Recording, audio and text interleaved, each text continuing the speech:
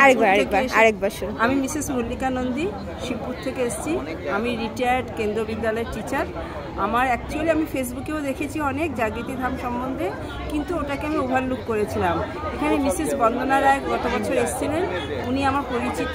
উনি আমাকে বললেন যে খুব সুন্দর, তুমি একবার চলো, এত ভালো পরিবেশ, এত ওদের ভালো উপস্থাপনা, ওদের এত ভালো অ্যারেঞ্জমেন্ট, এবং সবাই ভীষণ মানে কোঅপারেটিভ মাইন্ডেড, এত ওরা কেয়ার করে, তুমি একবার চলো। তাও আমি বলেছি না গো, আমার সময় হবে না, আমি যাব না।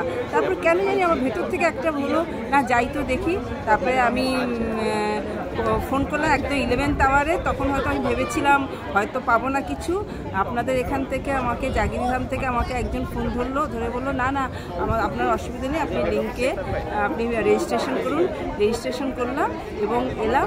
আমার খুব ভালো লেগেছে। আমি মানে যেটা ভাবিনি তার থেকেও বেশি ভালো লেগেছে। সবাইকে ভীষণ ভালো লেগেছে, এত সুন্দর, এবং এটা আরও বড় হোক।